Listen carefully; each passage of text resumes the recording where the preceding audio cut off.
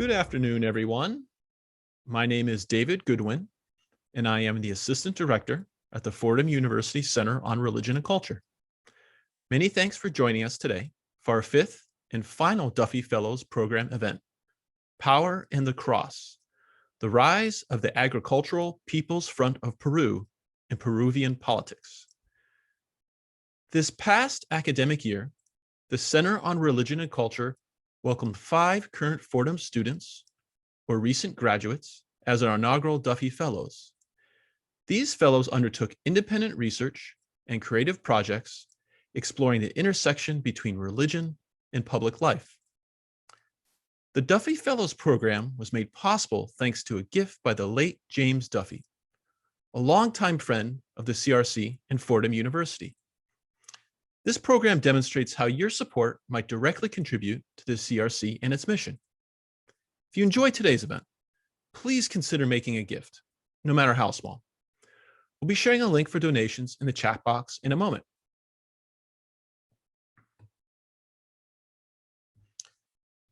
The participation of the Agricultural People's Front of Peru, or Frente Popular Agricolo del Peru, in Peruvian national politics arose from the combination of an American expansionism and the growth of evangelical Christianity in South America. Questions and concerns have emerged about the cult-like organization and activities of FREPAP and other Peruvian evangelical groups. Although their mainstream impact is minor, their presence, force, and participation in Latin American politics cannot be ignored. Today, I'm excited to introduce Duffy Fellow Carlos Orbegoso Barrios. Carlos graduated from Fordham University in 2021 with a double major in theology and economics. He has worked with the Little Sisters of the Assumption in East Harlem through a Fordham-sponsored research project, and he has served as a tutor for the Fordham Theology Department. Carlos is currently working for trading firm Metallica Commodities Corp. Born and raised in Lima, Peru, he is pursuing research on the nexus between Latin American politics and religion. Now, a little housekeeping before we begin. In a moment, I'll turn over the conversation to Carlos. Then, after 30 minutes or so, we'll open up the discussion to questions from you, our audience. Feel free to enter your comments and questions in the chat box. Please remember to be respectful to our speaker and your fellow audience members. We are recording this afternoon, and we'll be posting the video on our YouTube channel in a few days. With that, please join me in welcoming Duffy Fellow Carlos Orbegoso Barrios. Thank you so much, Director Goodwin. So to begin the presentation, I'm going to share a little PowerPoint that I think will help to present this. So the conversation that we're going to have today is titled Power and the Cross, the Rise of the Agricultural People's Front of Peruvian Politics, which also called FREPAP, that is usually more known as. So before going into the specifics of that, I wanted to give a little bit of a background context, particularly for the audience here today that is American. When people think about evangelicalism and evangelicals in general, people tend to think about the American evangelicals and the American evangelical movement, particularly in the 21st century, which has been deeply tied with right-wing or even far-right political movements, and deeply tied with the rise of the Republican Party, particularly during the Trump administration. But I think it's very important to see this from a Latin American perspective. So within the Latin American context, there needs to be this different vision than the American evangelical, in which you do not have a unified solid base. So differently than the American evangelicals, where they do have a solid base in terms of political power, in the case of Latin America, there isn't one that has been unified, not even within countries. So keeping this in mind, we are going to analyze the rise of the evangelical movement within Latin America, and then focus on a case study of this political party called FREPAP, as Director Goodwin introduced, which is a unique exception to the evangelical tradition, but will shed some light into the future of the evangelical movement in Latin America.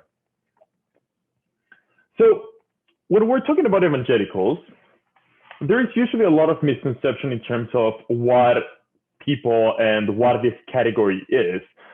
So to define what evangelicals will be for the purpose of this presentation, particularly in Latin America, we're using the term evangelical in the Latin American context to apply it to the members of Christian but non-Catholic churches who derive from Protestantism and its subsequent churches.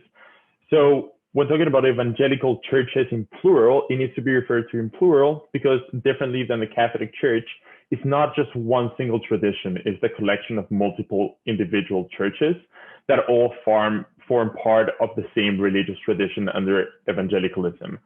So the new trend is not the religious meddling of evangelicals in Latin American politics, but that the relatively new evangelicals are displacing the position of political influence that the experienced Catholic Church has in the region.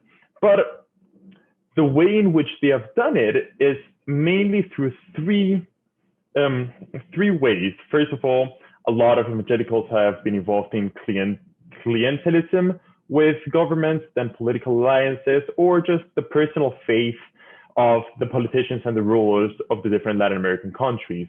So let's consider this as the context for the evangelicals in Latin America, and particularly these new religious actors within the region.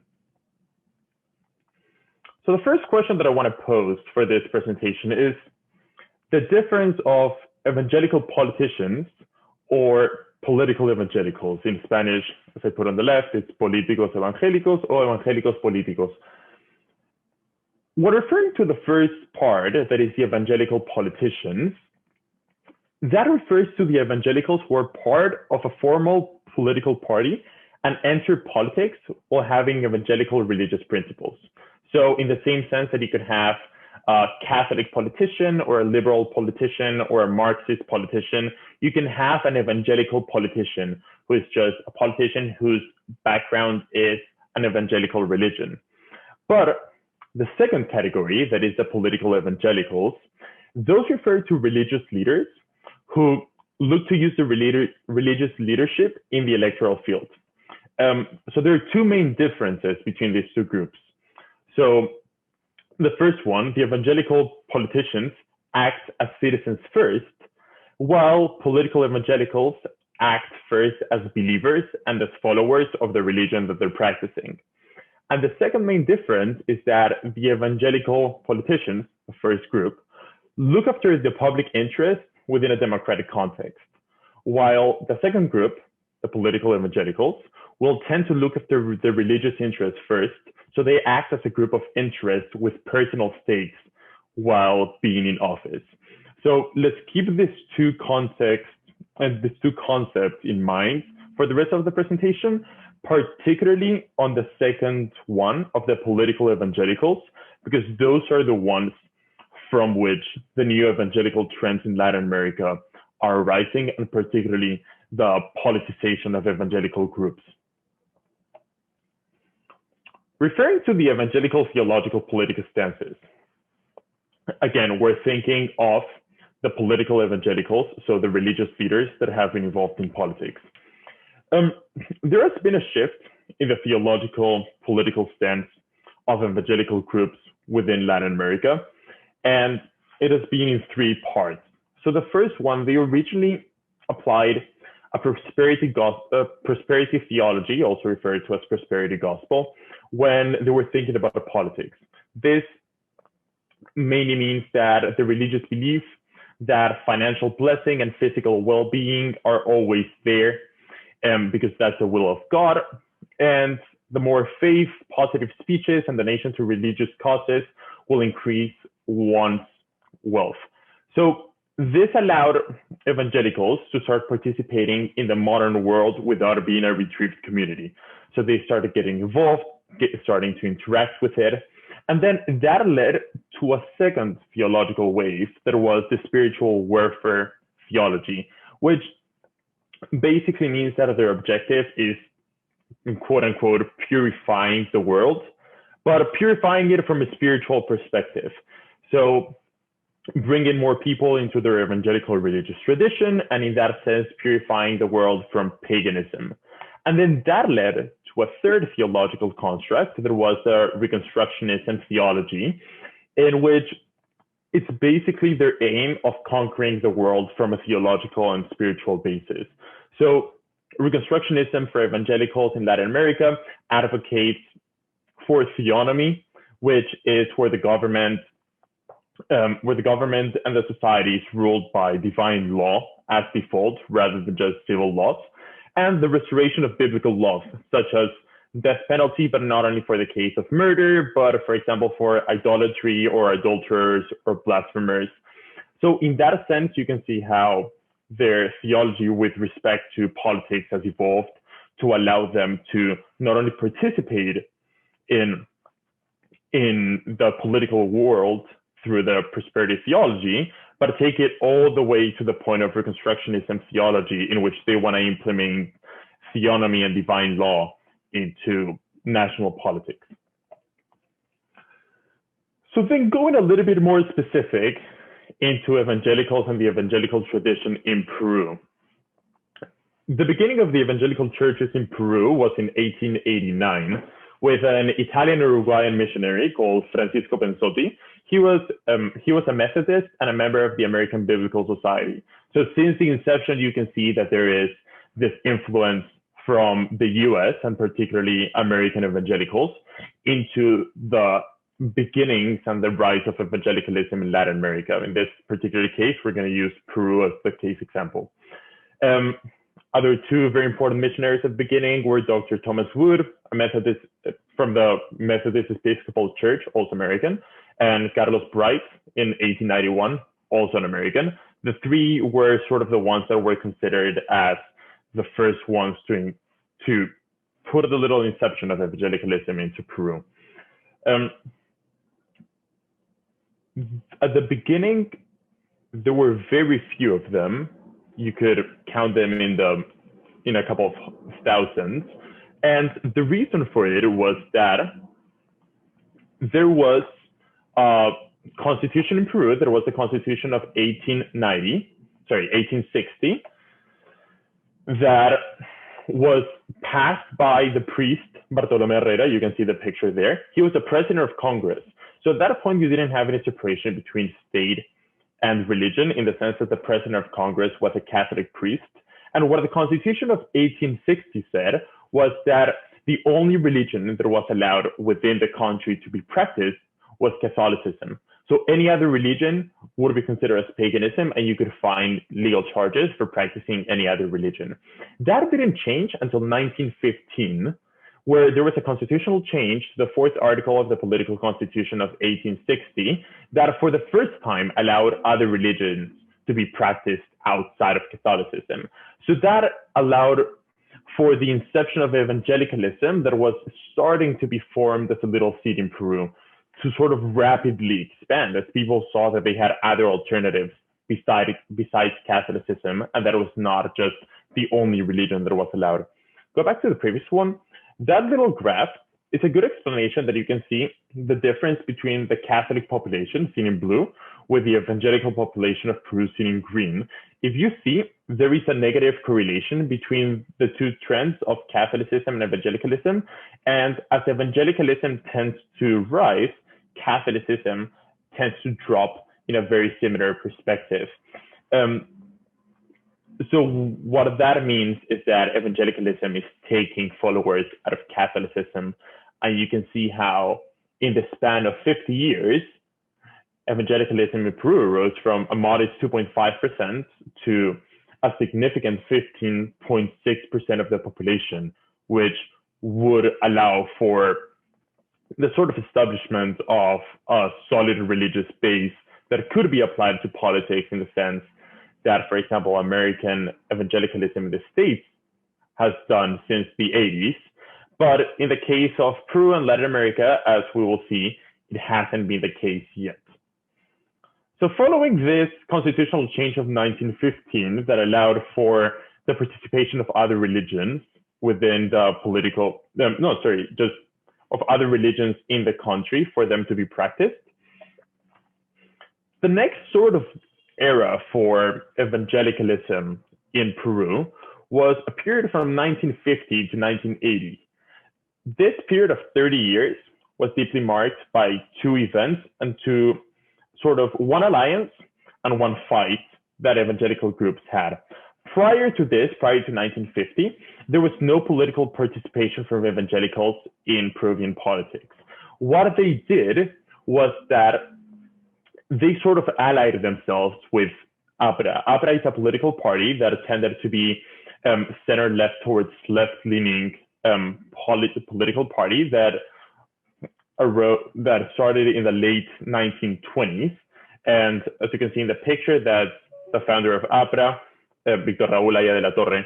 And the reasoning why evangelicals didn't get involved in national politics was because they always had a very present the consideration of render unto Caesar the things that are Caesar's, and unto God the things that are God's, as you can see in Matthew 22:15.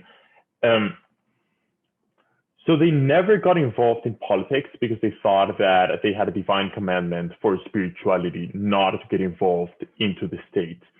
So they found in Aya de la Torre and in the APRA political party a close relationship that Aya de la Torre, the founder, had with a Scottish Presbyterian missionary called John Mackay, who deeply influenced his view on a more pluralist view of a religious presence within the country.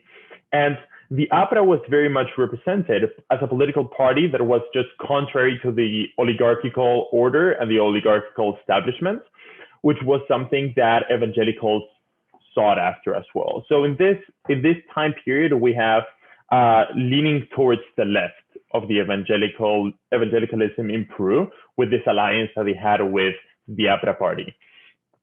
But then everything sort of changed in 1968, where there was a coup d'etat and there was a military government, sort of a military dictatorship that was extremely socialist, bordering communist, that ruled the country from 68 to 75 as the strongest years.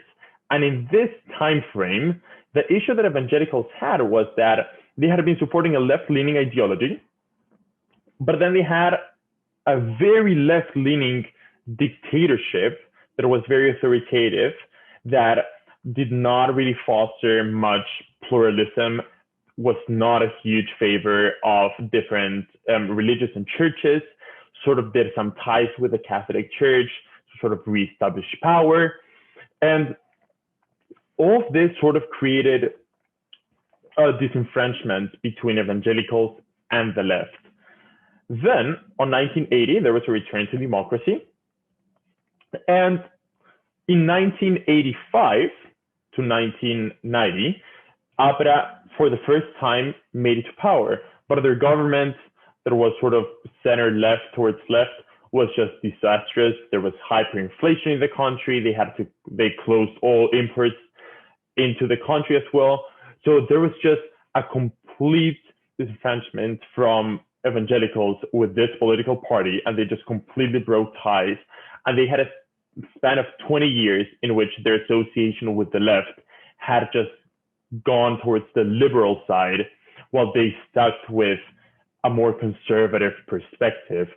So they started getting away from the left and moving towards the center-right, more conservative movements. So in 1980, they tried to do a Frente Evangélico. They tried to do a coalition to be able to make it into Congress. They didn't end up presenting a list. Same in 1985, they made an attempt consolidation called AMAR, Asociación Movimiento Cristiano de Acción Renovadora, but again, they didn't do it. But then everything changed in 1990 with the candidacy of Alberto Fujimori that you can see in the picture.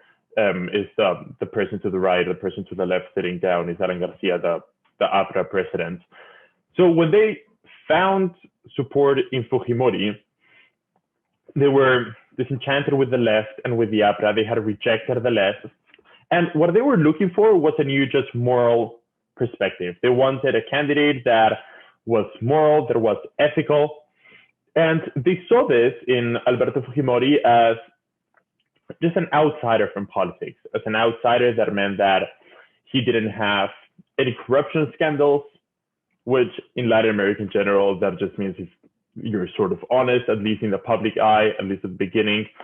So for the first time, evangelicals are seen as a collective actor within the political sphere. And Fujimori won with the evangelical vote, but not because of the evangelical vote, because the evangelical vote at that point was maximum 5%. So it was good as a base for the beginning, but it was not what decided the election, as it could have been argued for Donald Trump in 2016 with evangelicals and the Republican Party. And it was the first time that they really made it into national politics. They won 18 seats in Congress out of 180. So they had a decent participation, but there was a self-coup d'etat in 1992 where Congress was shut down by the executive branch, and evangelicals lost again all power and cut ties with Fujimori. So they were sort of lost for a bit. And since 2001, 2018, there was this new rise of the political evangelicals. Again, the political evangelicals are the ones that are first part of the church, then civil servants. And the picture here is a pastor, an evangelical pastor called Humberto Lai. He attempted to run for the presidency multiple times, attempted to run for mayor of Lima multiple times, never won. He was in Congress for 2 periods. But the interesting part about Humberto Lai and the impact that that evangelicalism had in this 18 years was that the evangelical political participation drastically changes from support for a political party, such was the case with APRA and then with Cambio 90 in 1990 with Fujimori, to be focused on the support of a religious persona. In this case, you can see it with the case of Pastor Lai. So they just changed their support to a single person and sort of built the campaign and everything around that religious persona, no longer a secular political party. So they consider that only the people chosen by God are to enter politics. The rest of Christians only have the responsibility of praying and supporting these religious leaders. So that means that the pastors or the ministers are the ones that are going to enter politics to represent the evangelicals because, quote unquote, they have been chosen by God. And then the issue that they started happening was that there were started to be public cases of religious clientelism, and there was an ideological change from a progressive perspective to a center-right to right ideology that just reflected the evangelical leadership stance. So that sort of reflected what the pastors were feeling like and what the leadership was. So then the next question is there a confessional vote in Latin America? The answer is pretty easy. It's no. When I'm referring to a confessional vote, that is reflecting people that vote based on their religious belief first. So based on the religion. And as you can see in the little graph, you can see all the years on the left. The second one, the total estimation of the population. Then the third one is the percentage of the evangelical population in the country. And then on the last one, you can see the percentage of Congress people that they got elected. And as you can see, the population of evangelicals has been rising significantly, but the representation that they have hasn't been rising. So that's an interesting question. Why is the population rising, but their political participation is not? And it's because they do not have a confessional vote. They vote around a single candidate. They do not vote based on a party that the evangelical community is supporting.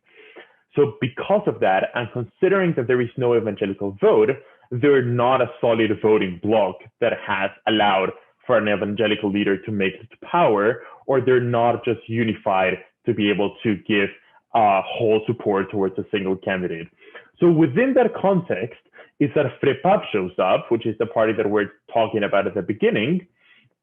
And FREPAP is just a completely unique exception to every rule within evangelicalism in Latin America, but it's a perfect case study to understand this about the confessional votes and the future of evangelicalism in Latin America. So FREPAP is a political party that is part of the religion called AMIMPU, that is the Iglesia Asociación Evangélica de la Misión Israelita del Nuevo Pacto Universal. It was founded by Ezequiel Ataucusi Gamonal, seen in the picture, in Junín, which is the region in the highlands of Peru, in 1968. AMIMPU's doctrine is just based on the personal and free interpretation that its founder, Ezequiel, the one in the picture, has made of the Old Testament. So it is sort of his free interpretation of what he got out of the Old Testament. And they have around, at the moment, around 200,000 followers in Peru out of a country of 33 million people. And they're very much characterized by living in a communal life with a lot of settlements in the high Amazon jungle. So the jungle that is sort of elevated into the mountains, which they consider as the promised land, sort of the new Garden of Eden. So looking into the characteristics of this religion that led to a political party that is still dominated by the religious leadership of the church itself.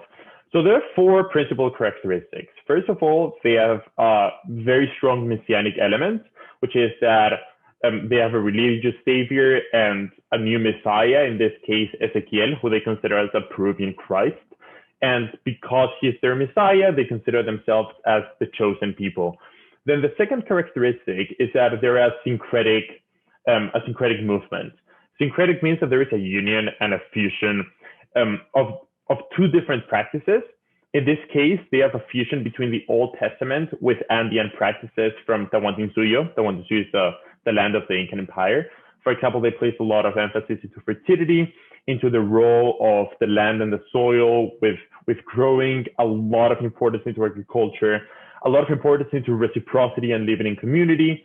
And then they put a lot of importance into sacrifices, particularly the role that blood has in purifying within sacrifices. No, they do not do human sacrifices, but they do a lot of animal sacrifices, and they dedicate it towards their Messiah, Ezequiel. Then the third one, millenarist, which means that there was going to be the end of times at the end of the century. Clearly didn't happen. We're in 2021, but they still have that perspective. They have just pushed it towards the year 3000. So that coincides with the final judgment. And then the fourth one is that they consider themselves Israelites. So they consider that they come from the tradition of one of the 12 tribes of Israel. The rise of FREPAP and AMIMPU, the religion itself, came because of internal migration. In Peru. So Ezequiel came from Junín, a region in the middle of the country here in the Andes. So then he was born there and he founded the religion there. But then all around the darker green area of the country that is called Ceja de Selva, that is the highlands of the Amazon, but that is still at an altitude that is considered mountainous. And around that is that he considers that it's the promised land. And around that is where they have formed over 50 different settlements and communities. So there was a lot of migration through Velasco, the dictator that we previously mentioned from 68, and terrorism that happened in Peru through the 80s and 90s into bigger cities. So a lot of displacement from the highlands and from the jungle into bigger cities. And AMIMPU and FREPAP used this internal migration as an opportunity for targeting the internal migration rather than going into the big cities, going into their own settlements and communities by providing them with these solutions and answers to eternal questions, such as because of their messianic views, and just dragging them into this sort of communal-based living in the border of the highlands with the jungle itself. So they saw this, and then at the same time, they saw the opportunity for giving spiritual guidance to the immigrants who were in dire need of some form of guidance, considering that they have had to be displaced because of terrorism. So that allowed them to just start expanding exponentially during this period of time. When this started happening, this is a picture of a barriada in Lima that is sort of like the outsides of the city where a lot of migrants are kept. coming into, there were two main groups that started having a fight to see how they're going to approach the spiritual guidance for this internal migration. The first one was the Catholic response, which consider that this is 80s and 90s. So this is post-Vatican II. So it is post-Vatican II, post-liberation theology, and Gustavo Gutierrez, the prominent leader of liberation theology, who's Peruvian, had been doing also a lot of preaching in Peru. So there was a lot of Catholic response to liberation theology for the poor through the preferential option of the poor. But then on the other hand, there was a lot of American missions and a lot of American missionaries coming into Peru, particularly into the Amazon. And there was one main reason for that. There was the oil in the Amazon. So they saw the opportunity of sort of neo-colonializing the Amazon region through sending American missionaries, evangelicals, and convincing the communities to allow them to drill the oil. So that was planned between President Nixon, President Ford, and Vice President Nelson Rockefeller, that used the Chase Manhattan Bank, which was owned by the Rockefeller family, to funnel the money for American missionaries into the jungle. So then when FREPAP started and Amimpo as a religion, they saw this perfect opportunity within the people in the jungle who were already had been converted into evangelicals. So they weren't no longer fighting with the Catholic perspective in that, which would have been way harder, but they were already fighting with people that had converted once prior. So then they came and sort of added a new layer to the American missions in the jungle and the highlands, adding that they were also on top of that promising the promised land, which was where they were currently living, but just to return to an Israelite and theocratic model of living. So going to FREPAP of itself, FREPAP was founded in 1989 and is a political party. So it's a political arm of Amimpo that is a religion. And there are 5 main characteristics as a political party. The first one is that it's a theocratic party. The second one is it's extremely nationalistic.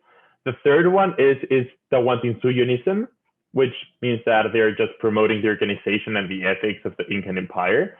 The fourth one is that they're agrarianism, so they place a huge importance into the agro industry based on their communal behavior. And then the fifth one is integrationism, which means that they're looking for integrating the entirety of the Latin American population through their own newly messianic syncretic religion. But FREPAP, although it's just a political party that is it's a political party that is an arm of this religious organization, it is, as of itself, a capitalist colonial endeavor.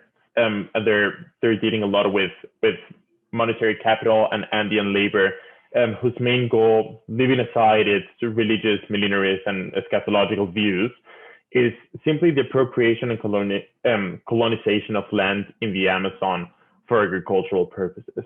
So although it comes from a religion, their main goal is that it's just a capitalist enterprise that is looking for expanding colonialism within the Amazon for the purposes of agriculture. So as of itself, it's a capitalist endeavor with the aim of colonizing the Amazon, but at the same time, in their colonization of the Amazon through the settlements and communities, to bring their own religious perspective of ideas of how to live. So again, the theocratic, nationalistic, the Wantinsuyonism, agrarianism, and integrationism. So when looking at FREPAP and their political participation, there's a picture of the 2020 Congress and all the members of FREPAP. As you can see, they all wore robes that they say is what was worn by original Israelites from the 12 tribes, and women need to wear veils. And a lot of them most women have restrictions in terms of the education that they're allowed. But it has been very, very interesting, their political participation in Congress, because in the 1990 elections, they got zero congressmen. In the 95 elections, they got only 1 out of 120. In the 2000, 2 out of 120. In the 2020 election, 15 out of 130, which was the third biggest party in Congress. and in 2021, 0 out of 130. So then a lot of people might be asking, oh, why is this difference? Why is that out of nowhere in 2020, they got 15 Congress people and was the third biggest political party, if on all the other ones they have done very poorly? The reason behind it is, again, bringing back to the idea of the confessional votes that we're talking about. Because there is no confessional vote, their 200,000 people cannot be directly translated into 200,000 voters. And that's just with FREPAP.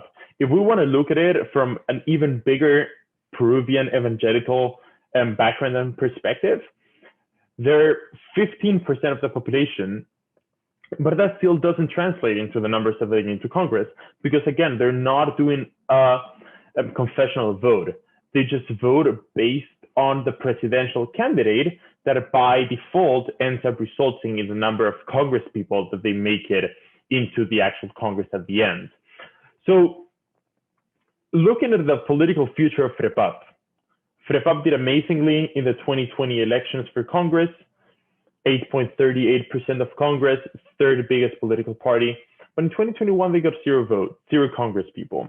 And the reason for it, again, is when you consider the lack of confessional vote, and that, again, evangelicalism, and using FREPAP as the example, has never been able, because of the lack of confessional vote, to be used as a single voting bloc, such as is the case with the religious right and evangelicalism in the United States, that is usually moved as a single bloc.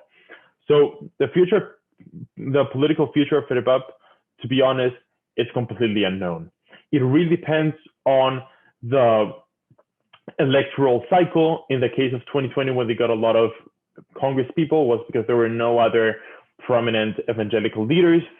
For example, Pastor Humberto Lai, that we have talking about, didn't run for anything in that election. So it just really depends on the context. But what I'm trying to get here with the future of FREPAP, and we're going to chat about the future of evangelicalism in a bit, is that it's just completely unknown, because they do not have a solid base, and their main concerns, both for FREPAP and for evangelicalism, is a moral perspective. They're concerned about the morality, the ethics, but they do not really have a clear social or economic platform or ideology. So it's really unknown. No one would be able to predict it. No one is able to predict how they're going to do in future elections within the entire continent. But what is known is that until they do not achieve a confessional vote and the aggregation of all the evangelical community within the different countries in Latin America as a single voting bloc, they will never be able to achieve power such as in a presidency or a majority in Congress, because if the percentage of the people in the country do not even represent a simple majority, then if on top of that you lack a confessional vote, you will never be able to achieve a solid participation just based on a religious background. So they're at the whim of the election cycle, and they're at the whim of who the candidate for presidency is going to be and how that particular election is in terms of getting votes to support that party. And that is sort of the projection that will keep it applying to all of Latin America. The US, in that sense, is like 100 years forward, in which they've already organized it since the 80s with the president of Paul Weyrich. But in Latin America, that conclusion is until they do not reach a confessional vote and until they do not organize their base as a solid base with a particular political ideology, both economic and social, either towards the left or towards the right, and all unified to support a single candidate as a unified solid bloc, they will never be able to achieve political power in the mainstream arena, both in Congresses and the presidencies. And as such, they will not be able to implement any of the changes until they do not achieve this different changes in terms of a single voting bloc. Thank you. Thank you, Carlos, for that wonderful political and history lesson in contemporary Peru. It was all new to me. I was taking notes throughout the whole time and thinking about what we might talk about and where we might go in this conversation. So kudos to you. That was a wonderful presentation. I'm going to allow a few minutes for the questions to trickle in on the chat box. So everyone watching, please share your thoughts and questions for Carlos in the chat box. So one question right out of the gate, listening to you talk about FREPAP, the evangelical movement in Peru and in Latin America as a whole, one theme that jumped out to me was that it is a movement antithetical to the elites in the society. So FREPAP, it seems to, and again, correct me if I'm misinterpreting your presentation and your the information here. FREPAP is aligned with the indigenous people, the dispossessed people in Peru, maybe reaching out in ways that other groups are not, or assisting them when the government itself is failing in that regard. So does FREPAP and other evangelical movements in Peru, is it attracted to the dispossessed in Peru and Latin America? Well, I think I would say that it really is, because at the beginning, as I said, with the alliances and the political alliances, they were very much an anti-establishment and anti-oligarchical establishment movement, right? So in the case of FREPAP and in the case of these evangelical movements throughout Latin America, they really are towards the disenfranchised and the marginalized people, particularly FREPAP, because FREPAP, by being a messianic party, what they're telling the people is that they're the chosen ones. Mm-hmm. And their community is sort of the new Garden of Eden, and their community is the one that has been chosen by God by sending them their new savior. So it's really attractive for them, because it's telling them that God has personally chosen them and their land, their tradition, and their community as sort of the continuation into what will eventually lead into salvation. Mm-hmm. So yes, in general, it tends to be from like lower economic classes, particularly the ones that have been marginalized. And that's why I made the reference with migration, that they were able to gain a lot of prominence with internal migration and displacement within the country, because they really knew how to target the displaced, the marginalized, and show them that in them, there is a sort similar to a preferential option for the poor, but on the evangelical perspective, if that makes it a little bit more clear. No, it does. And just piggybacking on that, so at the very beginning, you showed us the stats of the growth of evangelical Christianity in Peru, and effectively made the argument that its growth is a mirror image of the decline or the weakening of the Catholic Church in Peru. But what I noticed is the numbers seem to grow by about 50%, give or take, every decade. So it seems to be, even though it's still small compared to, say, the United States, it seems to be a growing movement. What do you attribute that to? Well, I would attribute it to two main reasons. First of all, is the pluralization of countries in Latin America, religiously, in general, in which all countries in Latin America since the second half of the 20th century, they have sort of shifted towards a stronger separation between state and the church. And in all of these cases of all Latin America, it was always the Catholic Church. So even considering 19th century, most countries didn't allow any other religions outside of Catholicism. And when it gets to the 20th century, there starts to be that sort of separation between church and state. So that's the first reason. And then the second reason is that there is a lot of American influence in terms of evangelicalism. So as I mentioned, there are a lot of missions that were funded through Chase Bank into the Amazon, and a lot of American missionaries that came to do social and missionary work that come with also a missionary and evangelicalizing perspective. So one of the key things of evangelicals and evangelicalism is that they have the role of evangelizing and spreading their gospel. While Catholics, not all of them have that as present in their mindset.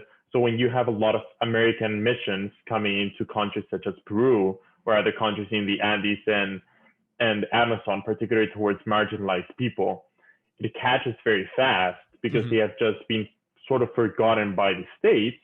And then they have these sort of saviors that are coming to help them out and also spread their own sort of message of goodwill.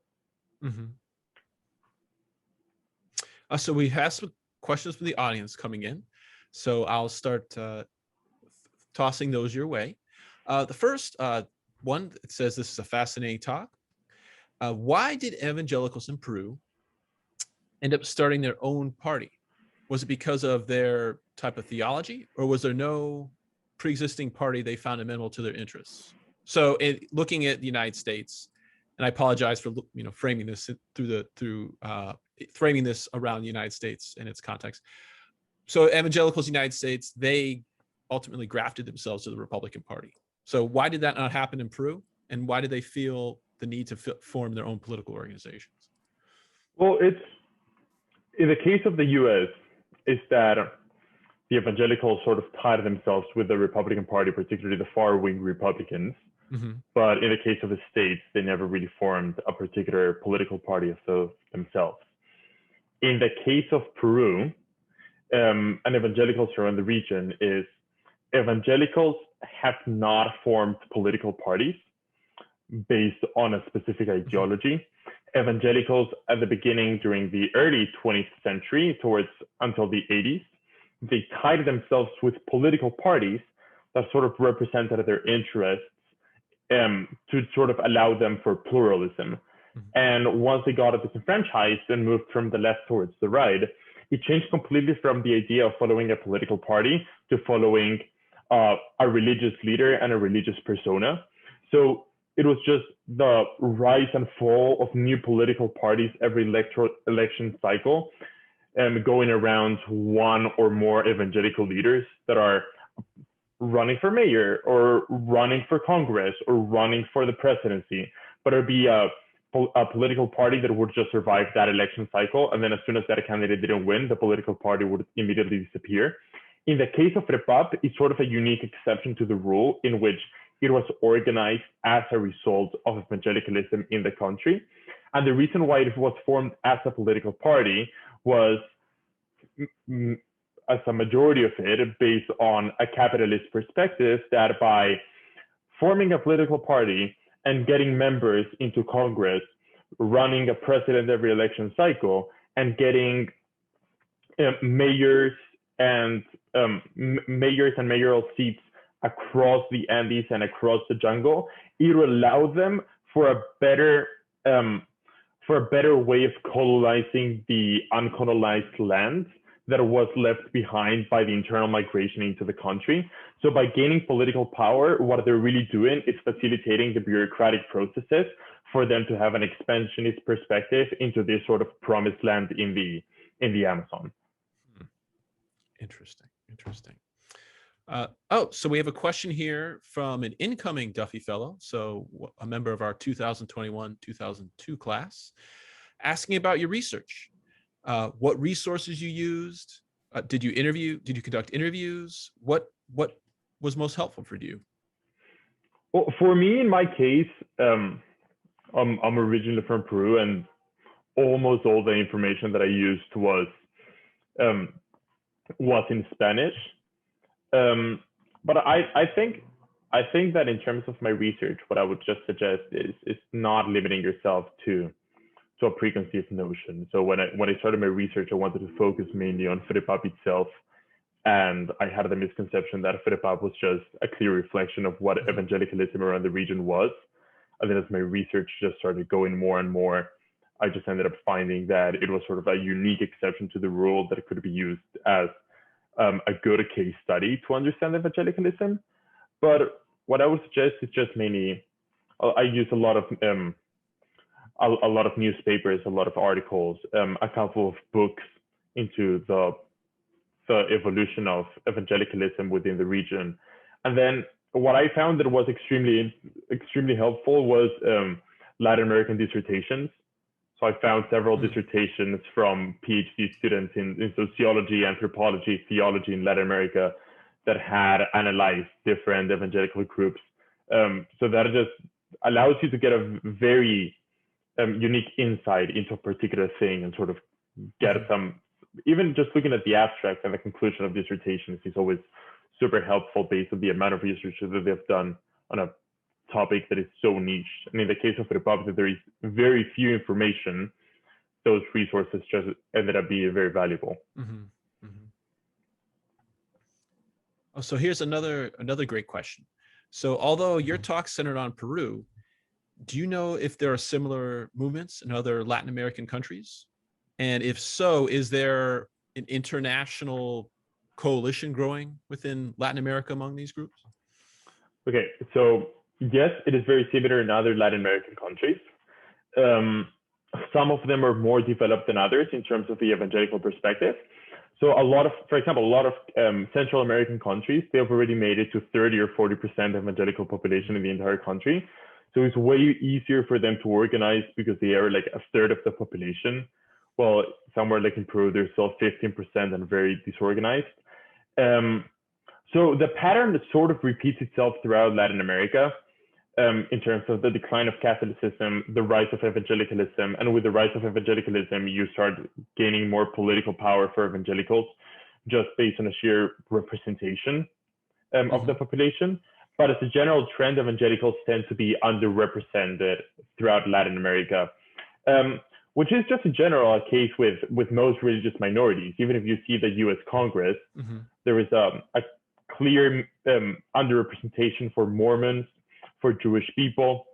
There is an overrepresentation for Christians, and there is an underrepresentation for agnostics or atheists or just non-believers. So the case happens as well with evangelicals in Latin America. And one key example of that is that in a country that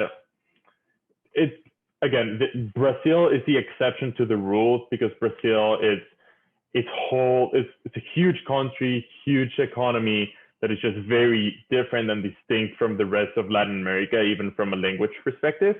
But in the case of Brazil, where they have an even bigger percentage of the population than Peru, one of the reasons that the current president, Jair Bolsonaro, was able to achieve the presidency was through a strong evangelical base on his vote, sort of similar to what Trump did in 2016.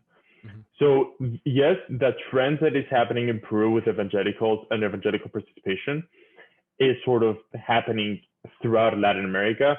The difference is if they're 5 years ahead of Peru or 5 years behind Peru in terms of what are the percentages already, but the trends just have kept on being the same since the 80s for almost all Latin American countries.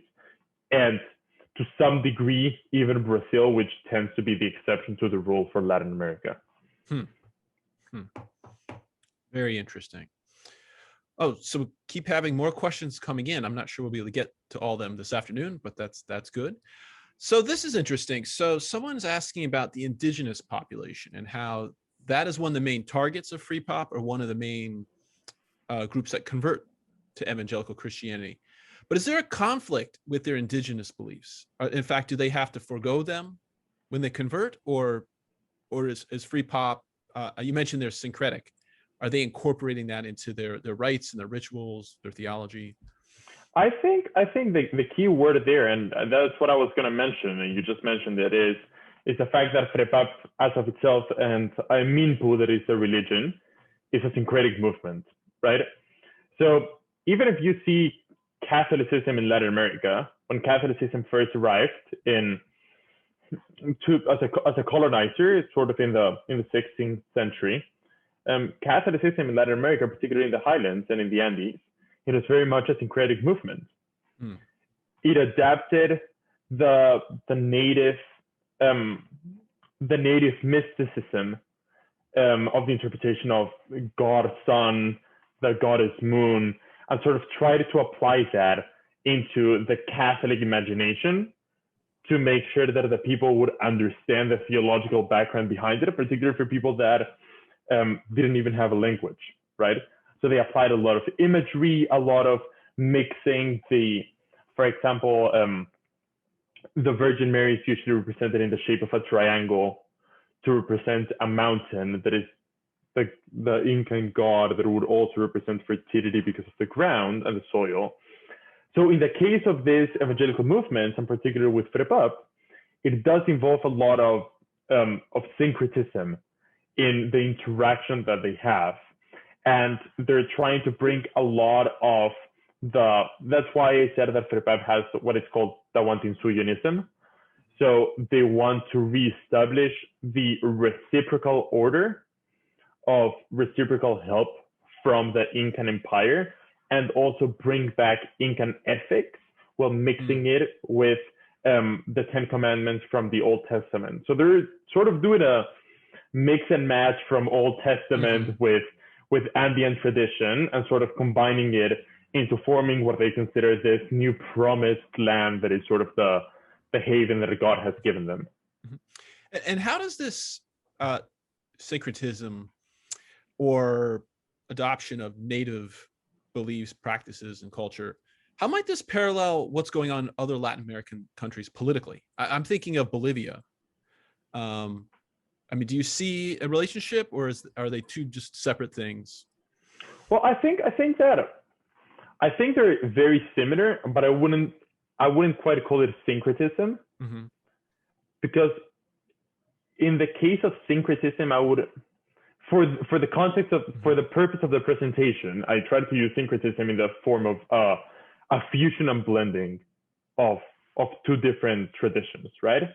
But in the case of Bolivia with Evo Morales, you have a lot of indigenism that is sort of bringing a sort of more fair representation from the indigenous population into mainstream politics.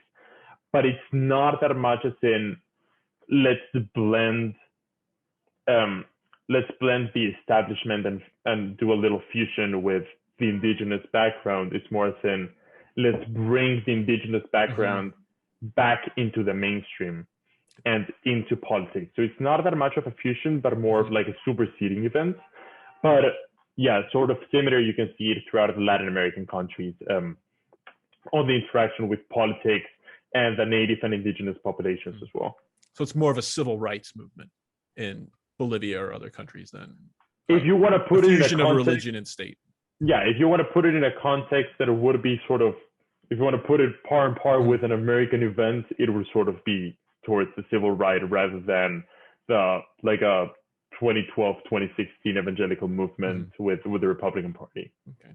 So we're almost out of time. So we only have really time for one or two more questions. So I'm going to throw one last question to you. You were a member of our first Duffy Fellow class. Could you share your experience with us? Yeah, definitely. So overall, it's an amazing experience. I think in general, the thing that helped the most was, well, we met at least once a month to check up on the progress. But in general, it just allowed me to sort of create this network with the other fellows as well, to listen and bounce ideas out of each other's projects while having the guidance of both you and David Gibson on sort of looking into the projects and for resources. And it is just a very good experience that sort of allowed me to always feel supported throughout the whole process of conducting this research and reshifting the idea and reshifting what my thesis was going to be, and just being able to have this constant support for a prolonged amount of time, such as a year, and just bouncing ideas with the other fellows and giving them comments and them reading your work and give you comments. It's for sure a super fulfilling experience of just like between the fellows, sort of a peer-reviewed comment, and through the support of the center, just allowed me and allowed us to be able to conduct this sort of research. Thank you for those warm thoughts. We're out of time, but do you have any closing remarks? What should our audience take away from your presentation today? Well, I think that to take away is sort of what I said at the end of the presentation, that is, when thinking about Latin America, and particularly when thinking about Latin American religiosity, and in this case, evangelicalism, particularly for the American audience, you just always need to detach from your preconceived notions of what evangelicalism and religion traditions are in the States and try to understand it from a new perspective, in this case, the Latin American perspective, because it completely differs even in the identification and the definition of evangelicalism as of itself in Latin America. And then the other key takeaway I would say that is keeping in mind the difference between political evangelicals and evangelical politicians, and keeping in mind the lack of a confessional vote, then until that is not achieved, evangelicals will never be solid, strong political power in the continent. This has left us all a lot to think about today. Once again, many thanks to Carlos for treating us to this great conversation. A big thank you to everyone who joined us this afternoon. As noted, the video will be posted on our YouTube channel in the coming days. This concludes our first season of Duffy Fellowship events. We are extremely proud and humbled by all the great work from Carlos and this entire group of accomplished young creatives and thinkers. They certainly made the CRC and Fordham look good. In the coming weeks, we'll be announcing our 2021 class of Duffy Fellows. Make sure to follow us on social media for updates on that and other news. Take care, everyone, and have a wonderful and safe summer.